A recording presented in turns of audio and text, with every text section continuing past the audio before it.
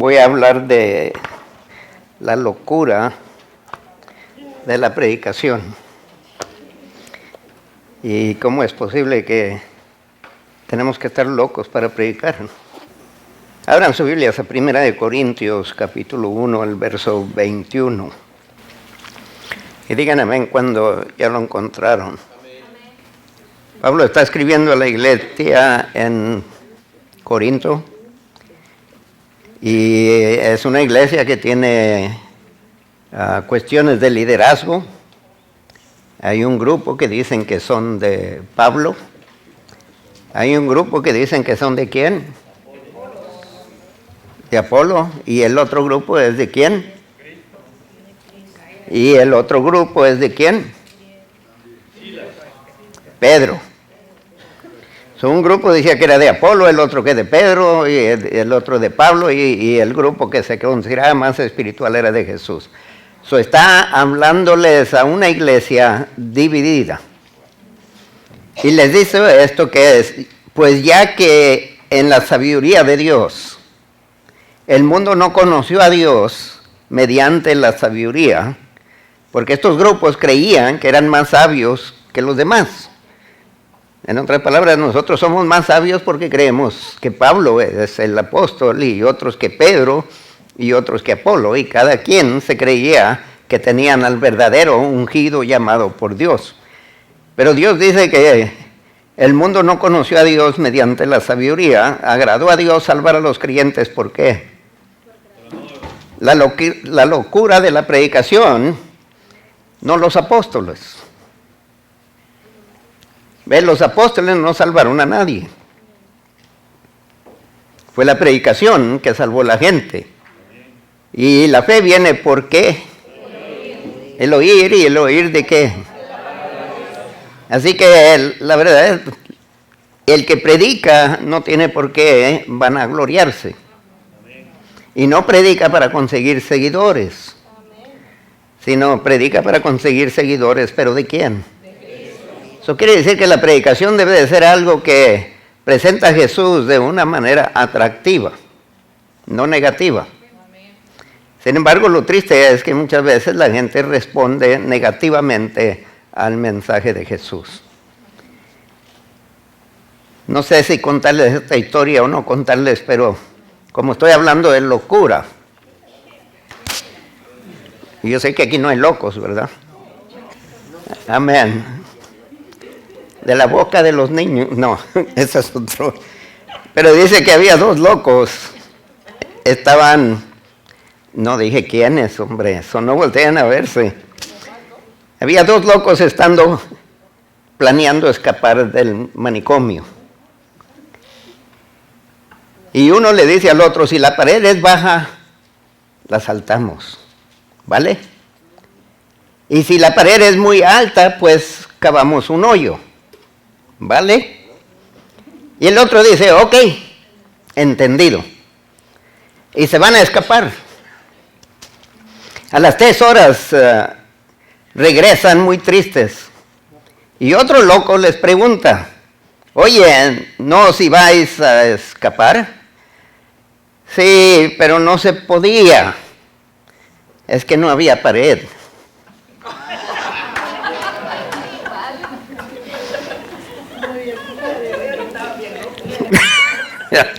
Oigan, sí hay otros, pero no quise. Porque lamentablemente muchos de ustedes se van a acordar de eso, pero no se van a acordar de lo demás que voy a hablar. Pero la verdad es que muchas veces vamos a hablar con gente y van a creer que estamos locos. Ahora, póngase a pensar en aquellos tiempos, si usted era un seguidor de un rey, ¿cómo podía usted, o qué usaría usted para convencer a otro rey que su rey es superior al rey de él? Vamos a decir que ustedes aquí, yo estoy tratando de convencerlos de que mi rey es mejor que el rey de ustedes. En aquel entonces, ¿cómo lo lograría yo? En aquellos días. Ok, déjenme ayudarles un poco. ¿Quién gobernaba en los días de Jesús? Roma. El Imperio Romano. ¿Había otro superior a Roma? ¿Cómo convencer al César que mi rey es superior a César? César se consideraba Dios.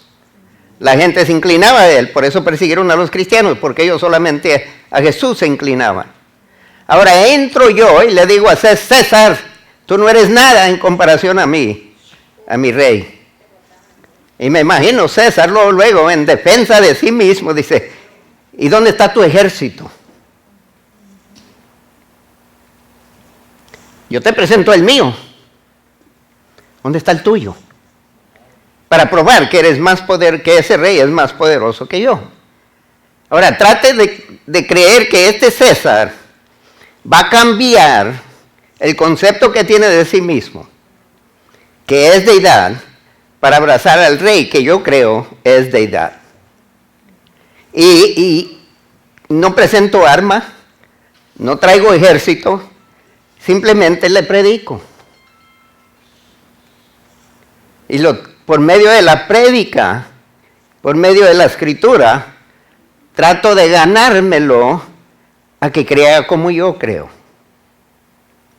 Ahora pueden entender por qué Pablo dice que la gente le llama locura. Porque en aquel entonces era cuestión de quién era más poderoso. Pero ustedes, si yo les pregunto, ¿quién es el Rey de Reyes y Señor de Señores?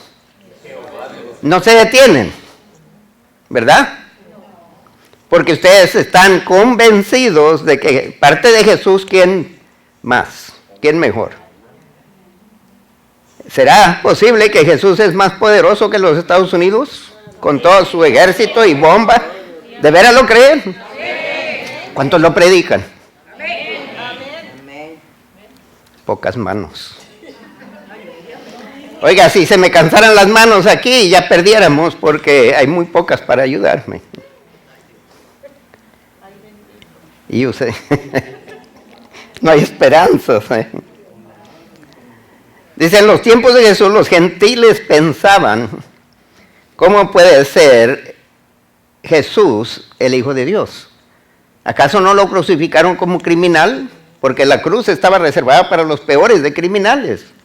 Y los crucificaban en las cruces, lo ponían en el camino para desanimar a otros, levantarse contra el imperio romano. En otra palabra, aquí está la prueba, es imposible, desen por vencer. Y allí crucificaron a Jesús, que para el judío, digo no solo el judío, pero el griego y el italiano o el romano, han de ver, era criminal. Y tú dices ahora que él vino a salvar al mundo, ¿salvarlos de qué? No se pudo ni salvar a él mismo. Porque tenemos que predicar de su muerte para convencer a personas que solo Jesús tiene salvación. La muerte es crítica, también la resurrección. Pero ¿cuánta gente han visto ustedes resucitar? No sé cuántos de ustedes se acuerdan de mi primo que andaba con una novia. El papá era dueño de una casa fúnebre. Y el papá no lo quería, al primo, porque él tenía dinero y el primo andaba con un carrito viejo y no quería que anduviera con su hija. Solo la hija le abrió la puerta de atrás por donde estaban todos los cadáveres. Y le digo, espérame aquí mientras voy y me cambio. Él se quedó ahí y puso la mano en una de las camillas. De repente siente algo frío. Y cuando volteó a ver, el difunto lo agarró. Y es que después de que mueren, hay reacciones en muchos de ellos. Y donde volteó así, uno de ellos se sentó. Y ya. Le dije, ¿qué hiciste? Allí dejé la huerca, hombre. Ay, usted no viene. Yeah, right. Ay. No, a mí nunca me ha pasado y espero que no me pase. Yo creo que hubiera creído que estaba vivo y lo acababa de matar. Pero si él era el Hijo de Dios, ¿qué padre? Que se supone, entre comillas, decimos nosotros que es todopoderoso, omnisciente, omnipresente, omnipotente, va a dejar que le hagan lo que le hicieron a Jesús. sin levantar un dedo. Esa es la mente lógica. ¿Qué pasa con la humanidad? Es que si usted no los puede convencer del pecado, no van a buscar Salvador. ¿Quién busca la salvavidas cuando puede nadar? Había gentes cuando estábamos en California y fuimos a una casa que tenían una piscina. Y no sé por qué ellos pensaron que yo no sabía nadar. Y lo que pasa es que estábamos discutiendo que yo quería enseñarle a mi esposa a nadar, ella no sabe. Yo me tiré a la piscina y se tiraron quién sabe cuántos a rescatarme. Porque creían que no sabía nadar. Por lo menos tenían preocupación por mí. Porque yo no sé cuántos de ustedes, si creyeran que no sabía nadar, me tirara, decía, a ver, ¿cuánto dura? Pero si la persona está nadando, ¿para qué le tira el salvavidas? Lo que pasa es que el mundo ignora que están perdidos, están muertos, están destituidos. Y la palabra de Dios es la única que nos dice eso y nos explica el por qué. Ustedes ya han escuchado multitudes de sermones, pero el mundo no lo ha escuchado tanto. Y ahora con tantos mensajes, escuché uno de una persona que en un tiempo yo admiraba sus prédicas. Un americano. Y ya lo descontinuaron de la estación radial cristiana. Y yo me preguntaba por qué, y le estuve buscando ahí y por fin lo encontré en otra estación y inmediatamente me di cuenta por qué. Dice, no toda la palabra es inspirada por Dios. Ahora, el momento cuando usted dice eso, ¿quién determina qué es y qué no está inspirado? Porque ya ese es uno de los primeros pasos a la apostasía. O sea, completamente negar todo lo poderoso de las Sagradas Escrituras. Mire, desde el nacimiento de Cristo fue milagro. En aquel día no había lo que hay hoy en día, que la mujer que quiere salir embarazada va a un banco y le dan y la inyectan. Y puede salir embarazada artificialmente. Y hasta escoge. Porque le dan toda la característica de quién le corresponde para que tenga un bebé. Estamos en esos días que no queremos creer lo milagroso. Y ahora si hay algo milagroso, extraterrestres o cualquier cosa.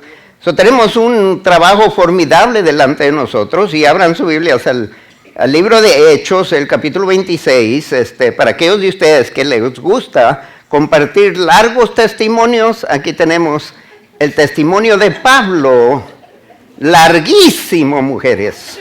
A ustedes les encantaría, pero es un hombre que lo dice. Hechos capítulo 26. ¿Sabe que no hay nada más poderoso que el testimonio de lo que la palabra de Dios logró en cada uno de ustedes? Esta gente puede estar haciendo la pregunta que cómo puede ser el salvador de los hombres una persona que ni siquiera ha sido capaz de salvarse a sí mismo. Recuerdan que al pie de la cruz le dijiste, salvaste a muchos, sálvate a ti mismo. Y Cristo optó no salvarse. No era porque no podía, era porque no quería. Ahora trate de convencer a alguien, ¿quién en su mente va a permitir sufrir lo que él sufrió por gente que lo están escupiendo, lo están maldiciendo, lo están calumniando, están haciéndole cuánto daño, y luego él insiste en morir por estos malagradecidos? Dice Jesús, ¿será posible que un amigo muera por un amigo? Pero es muy improbable, pero aquí Cristo murió por nosotros cuando éramos enemigos. Ahora, la gente que conquisté habla, por eso es que el testimonio más poderoso es con la gente que le conoce. Ahora, si esa gente que le conoce no ha visto un cambio en usted, mejor cállese. Porque se pone a decir, Jesús me salvó. ¿De qué? Sigues igual. ¿Me entiende? Ahora no estoy hablando de maquillaje, color de pelo ni nada de eso. Estoy hablando de comportamiento. Si sigue comportándose igual, ¿dónde está la salvación? ¿De qué lo salvó?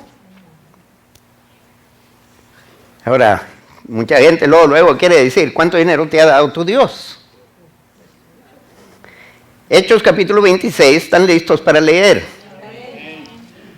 Entonces Agripa dijo a Pablo, se te permite hablar por ti mismo. O sea, ¿no tienes dinero para abogado? Defiéndete tú solo. Pablo entonces, extendiendo la mano, comenzó así su defensa. Me tengo por dichoso, oh rey Agripa.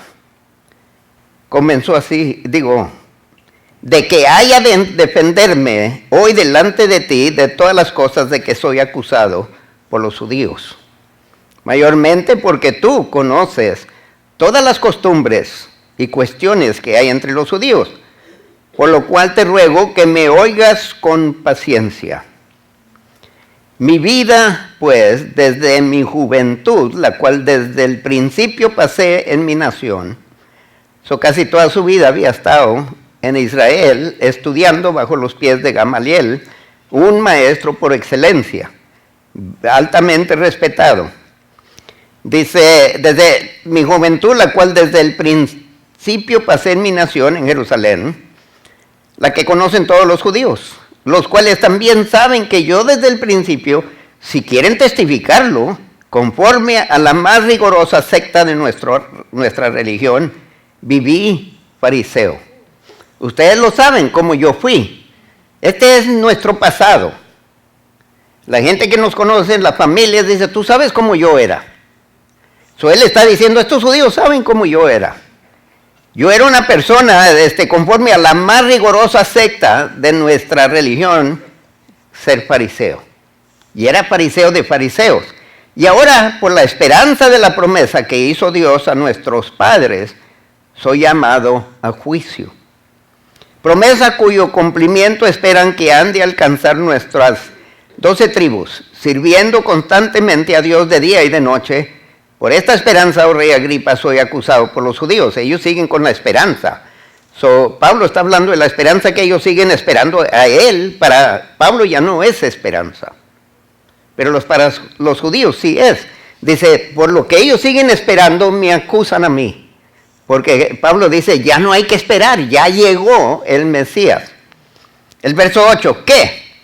¿Se juzga entre vosotros cosa increíble que Dios resucite a los muertos? Ahora, los fariseos creían en la resurrección. Y les hace la pregunta, ¿ustedes creen que Dios no puede? Y si Dios puede, ¿por qué no pudo haber levantado a Jesús? Pero es un argumento, porque ellos están negando la resurrección de Jesús. Dice él, ¿acaso ustedes no creen en la resurrección? Entonces Dios puede haber resucitado a Jesús, ¿sí o no? Y la respuesta tiene que haber sido sí. Verso 9, yo ciertamente había ver la inteligencia de Pablo. Yo ciertamente había creído mi deber hacer muchas cosas contra el nombre de Jesús de Nazaret, lo cual también hice en Jerusalén. Yo encerré en cárceles a muchos de los santos, habiendo recibido poderes de los principales sacerdotes, y cuando los mataron, yo di mi voto. Él estaba allí, ¡yeah! Otro muerto. Y muchas veces, castigándolos en todas las sinagogas, los forcé a blasfemar. Los agarró y yo no sé qué daño les ha de haber dicho, que hasta por fin se dieron por vencer y dijeron, no creemos en Jesús, no creemos que es el Mesías, no creemos que es el Cristo. Los forzó a blasfemar. Y enfurecido sobremanera contra ellos, los perseguí hasta en las ciudades extranjeras. Ocupado en esto, iba yo a Damasco con poderes y en comisión de los principales sacerdotes. Cuando a mediodía, oh rey, yendo por el camino, vi una luz del cielo que sobrepasaba el resplandor del sol, la cual me rodeó a mí y a los que iban conmigo. Y habiendo caído todos nosotros en tierra, oí una voz que me hablaba. Y decía en lengua hebrea, Saulo, Saulo, ¿por qué me persigues? Dura cosa te es dar coces contra el aguijón. Yo entonces dije, ¿quién eres, Señor? Y el Señor dijo, yo soy Jesús a quien tú persigues. Pero levántate y ponte sobre tus pies, porque para esto he aparecido a ti, para ponerte por ministro y testigo de las cosas que has visto y de aquellas en que me apareceré a ti, librándote de tu pueblo y de los gentiles a quienes ahora te envío, para que abras sus ojos, para que se conviertan de las tinieblas a la luz y de la potestad de Satanás a Dios, para que reciban por la fe que es en mí perdón de pecados y herencia entre los santificados. Ahora, Pablo bien reconocía, hermanos, lo que le esperaba. Recuerden todo lo que él había hecho. Él había atacado a los judíos helenistas que creían que Jesús era el Cristo, y los persiguió y aprobó la muerte de ellos y recibió autoridad para salir. Ahora Cristo le está diciendo que le dé la vuelta a la moneda, que ahora en lugar de perseguir, predique al que perseguía en un tiempo. Ahora, si esta era la reacción de Saulo, que andaba golpeando y persiguiendo a los demás, ¿qué clase de tratamiento va a esperar él?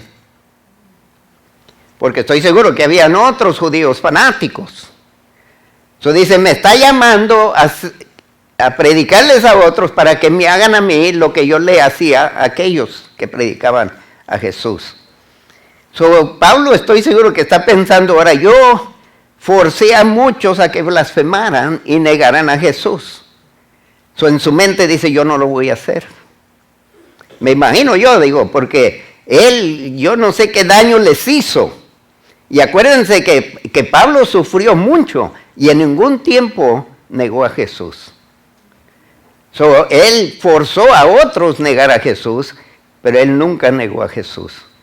Lo que otros aguantaron de él o no aguantaron de él, él se propuso que va a aguantar.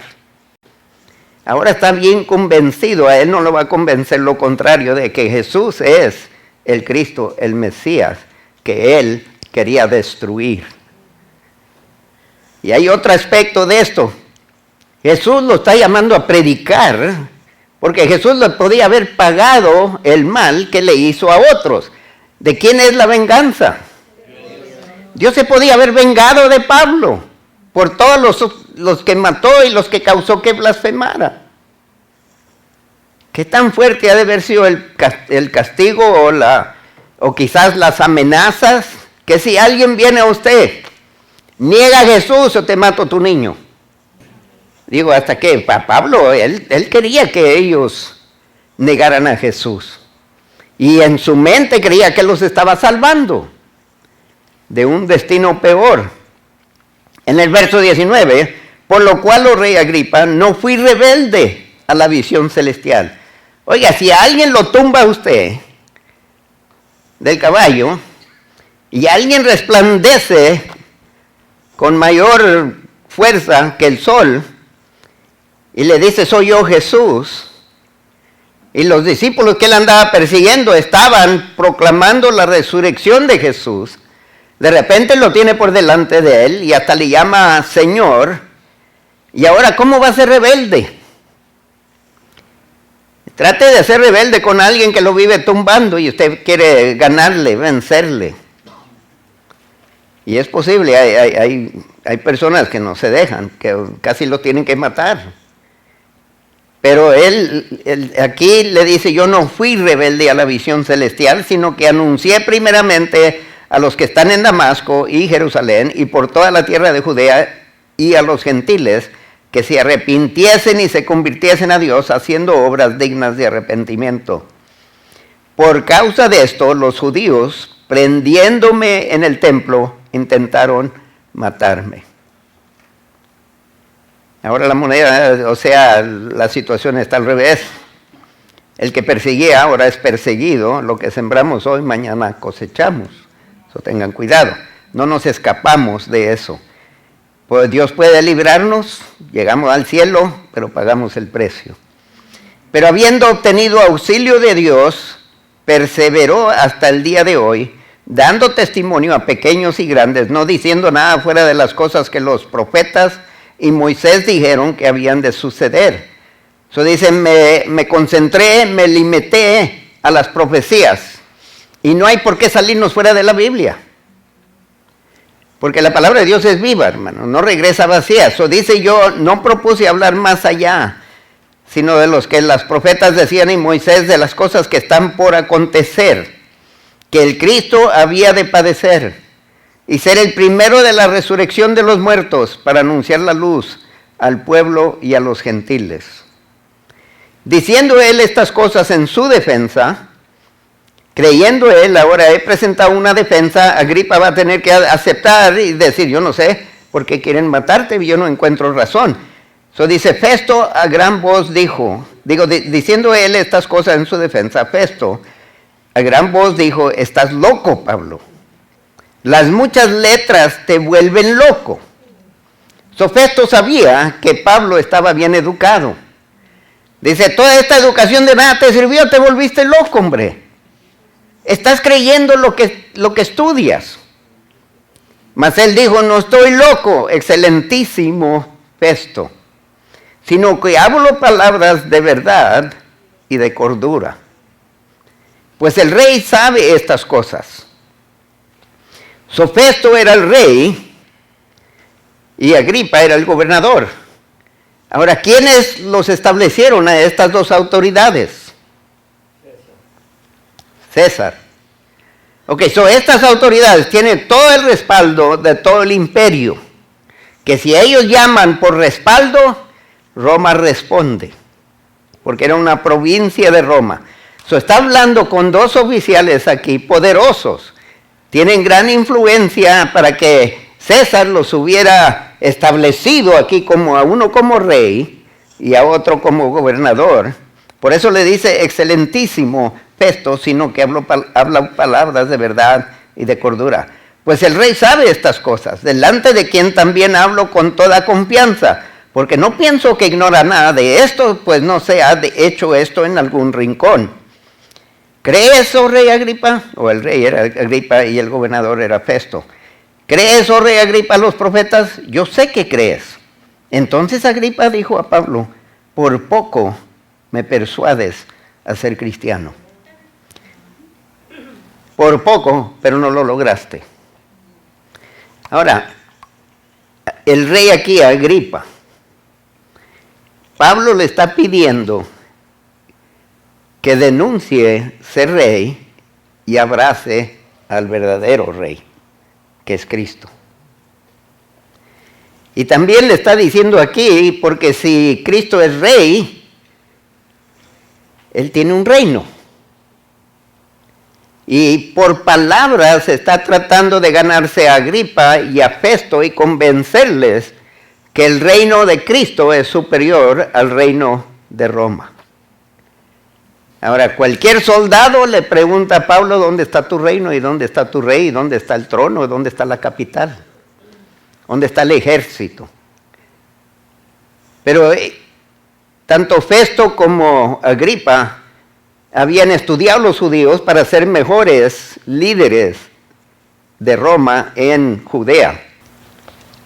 Y Pablo dijo, quisiera Dios que por poco o por mucho, no solamente tú, sino también todos los que hoy me oyen, fueseis hechos tales cual yo soy, excepto estas cadenas.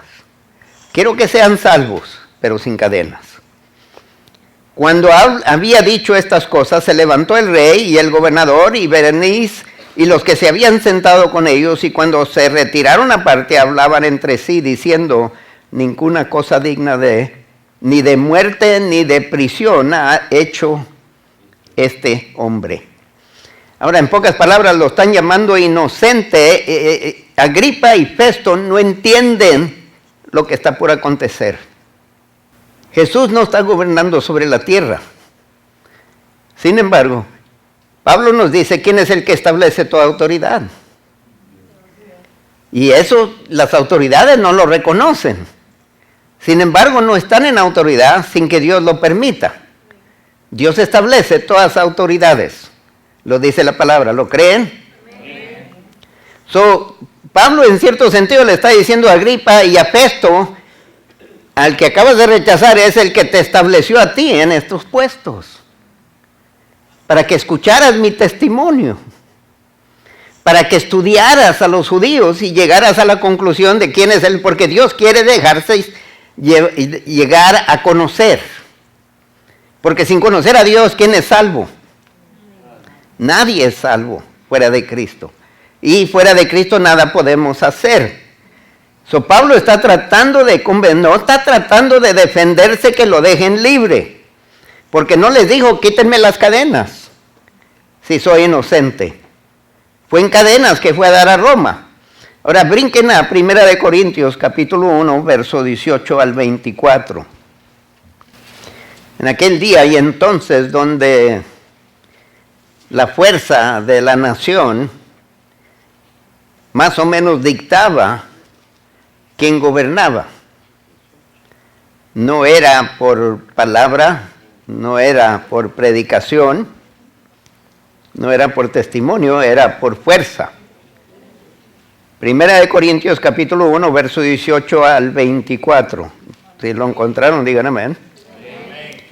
Porque la palabra de la cruz es locura a los que se pierden.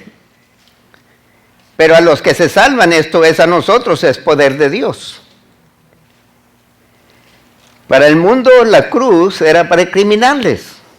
¿Cómo es posible que alguien que murió en la cruz ahora es el gobernador de toda la tierra? Ha recibido la autoridad en los cielos, en la tierra y debajo de la tierra. Él tiene toda autoridad. Dice, pues está escrito, destruiré la sabiduría de los sabios y desecharé el entendimiento de los entendidos. La gente más difícil para convencer es los que se creen más intelectos, más estudiados. Y ellos considerarían esto como una locura y lo hacen. Y Pablo hace esta pregunta a los de Corinto. Porque en Corinto hay mucho orgullo. Donde quiera que hay divisiones, hay orgullo, hermano. Porque donde quiera que hay divisiones, quiere decir que alguien se considera superior al otro grupo. Cada grupo. ¿Por qué cree que hay equipos en la Copa Mundial? Porque cada quien se cree que puede mejor que el otro. No es hasta que lleguemos a las finales que descubrimos quién era puro hablar y quién era puro, la verdadera cosa.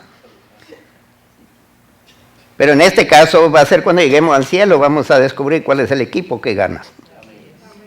Los que se quedan pierden, obviamente. Dice, ¿dónde está el sabio? ¿Dónde está el escriba? ¿Dónde está el disputador de este siglo?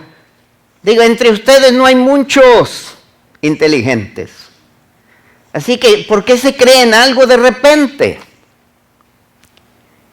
¿No ha enloquecido Dios la sabiduría del mundo?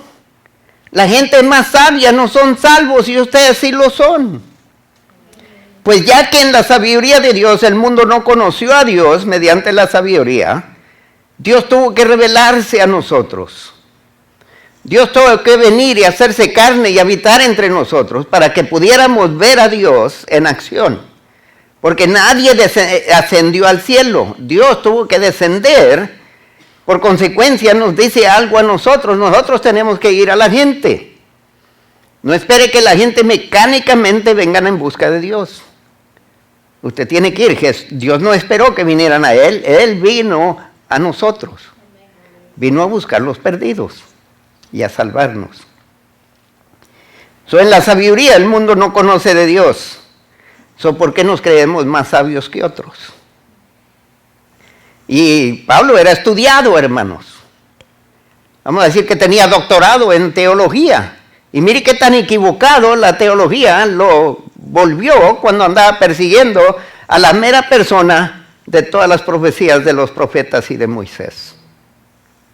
Cuando tratamos de razonar nuestra salvación con este cerebro, terminamos más locos que los locos.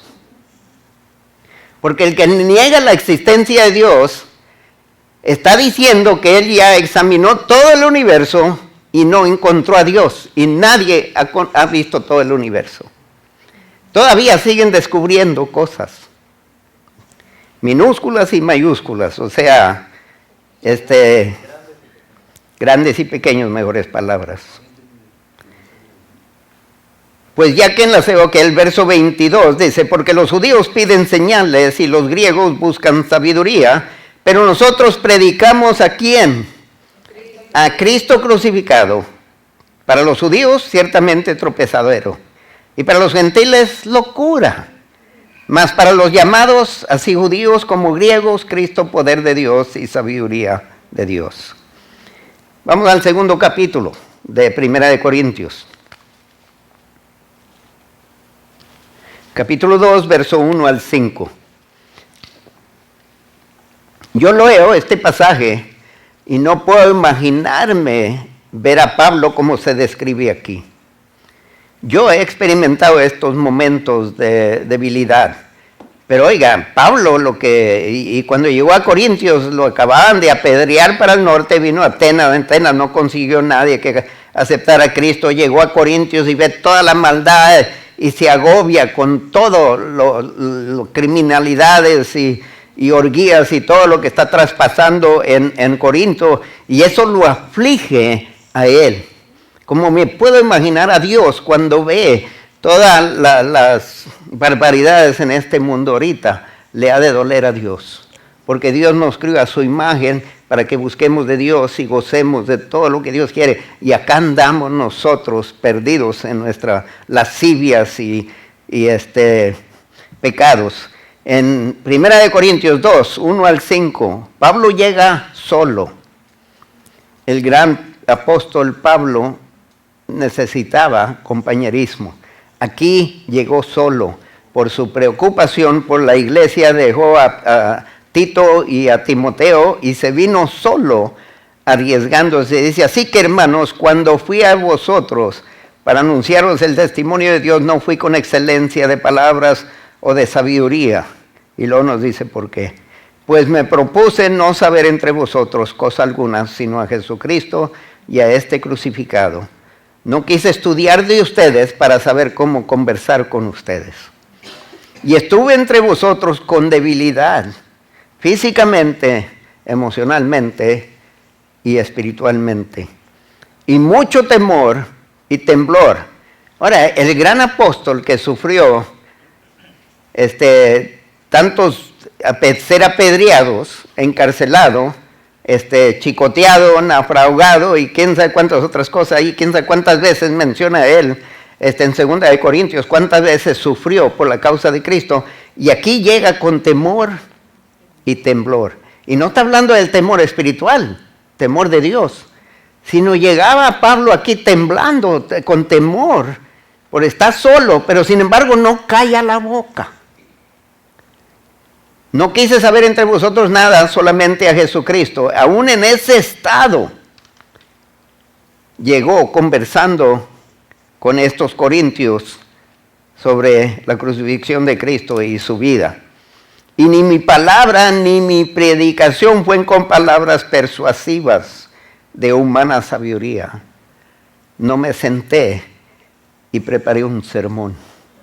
No lo estudié, no me desvelé para presentar el mejor sermón que podría haber presentado con toda la educación que tenía. No me aferré de eso, sino con demostración del Espíritu y de poder dejé que el Espíritu Santo se encargara de mí, se apoderara de mí. En un estado de debilidad, Pablo no se presentó, el Espíritu se manifestó. Y usted es más fuerte cuando es más débil, porque cuando es más débil se agarra más de Dios. Y es lo que está diciendo Pablo aquí. Para que vuestra fe no esté fundada en la sabiduría de los hombres, sino en el poder de Dios. Ahora vamos a Zacarías 4:6, ya algunos lo tienen memorizado. Por lo menos fue uno de los primeros versos que yo memoricé. Zacarías 4:6. Y alguien hágame el favor de leerlo a voz alta. Amén. Entonces respondió y hablóme diciendo, esta es palabra del Señor a Zorobabel, en que se dice, no con ejército, ni con fuerza, sino con mi espíritu, ha dicho el Señor de los ejércitos.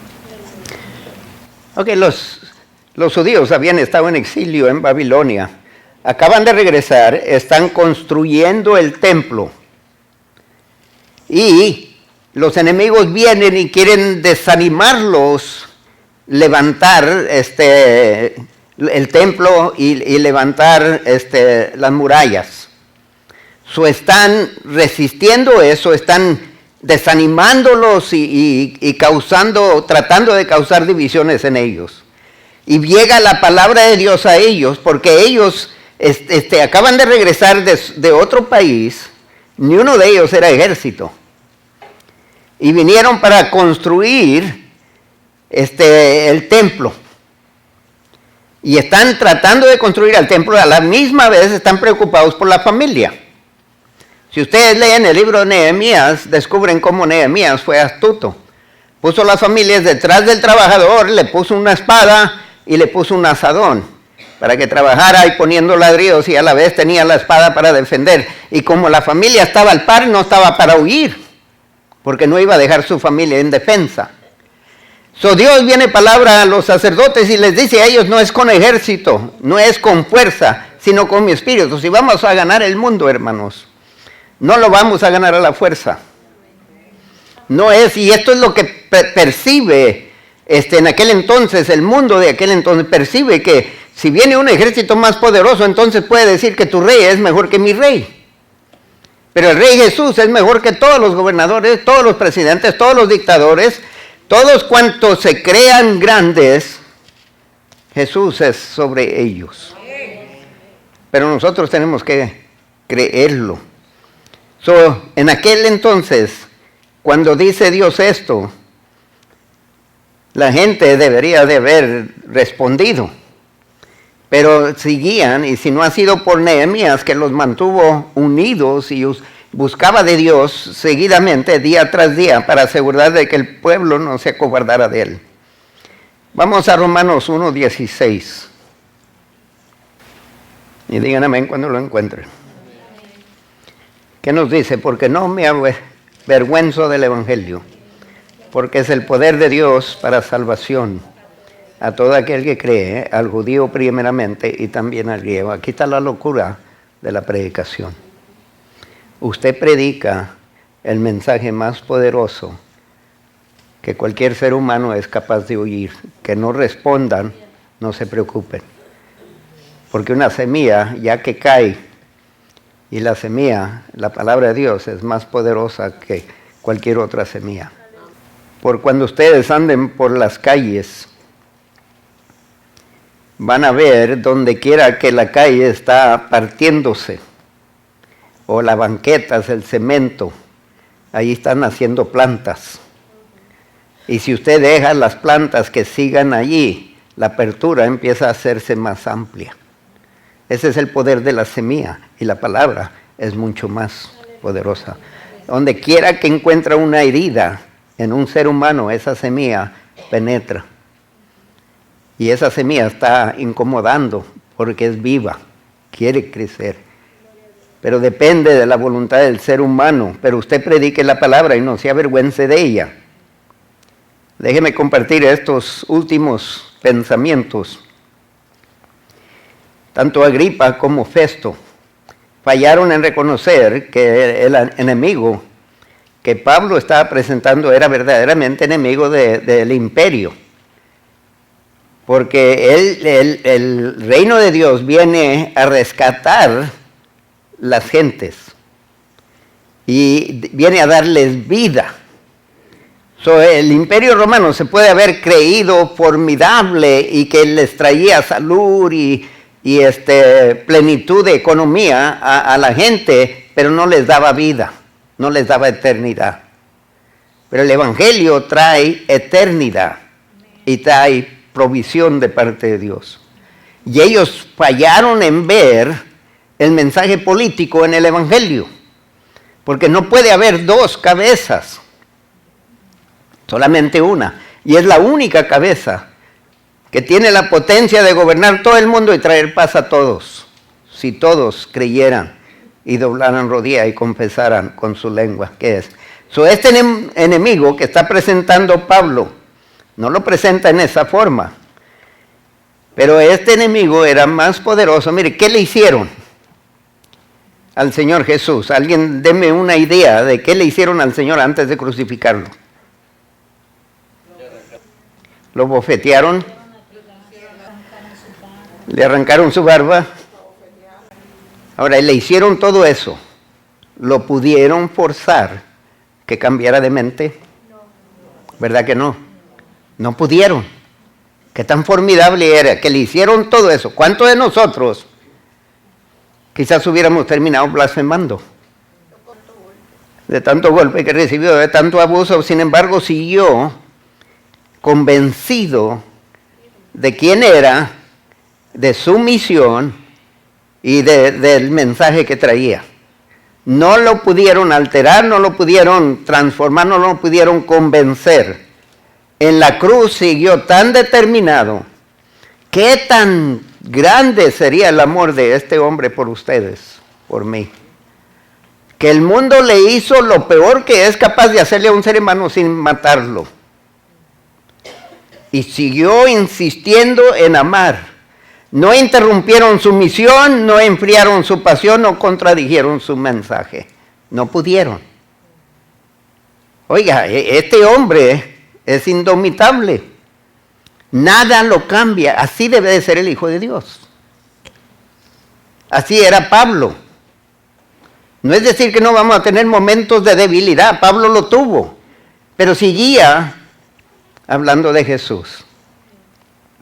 El mensaje de la resurrección de Jesús es sin precedentes, hermano. Usted hable de cualquier religión y puede ir y visitar la tumba.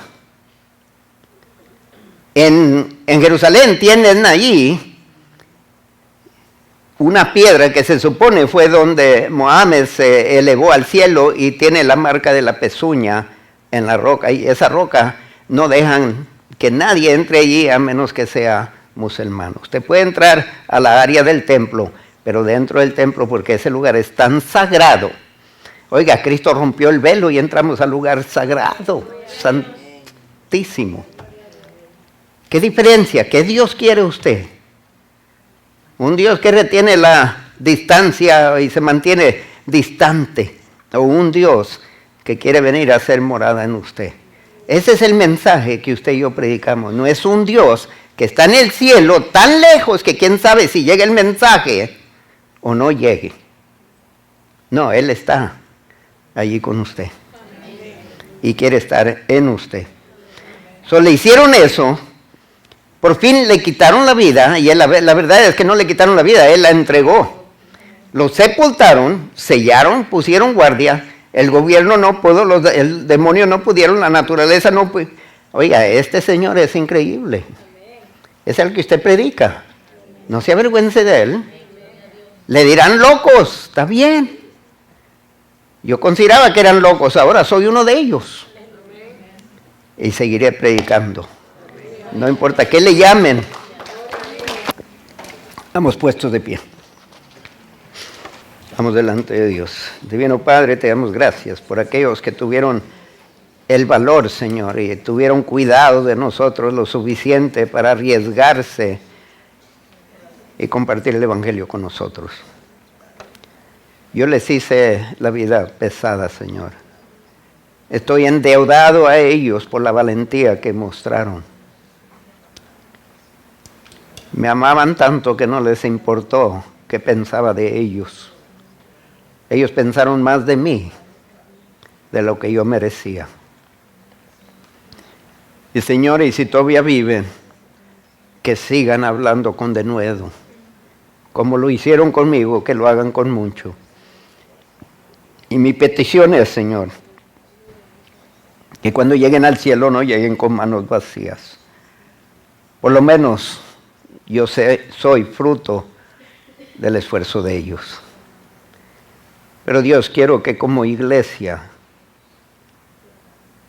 no lleguemos con manos vacías a la eternidad, sino traigamos tras nosotros multitudes.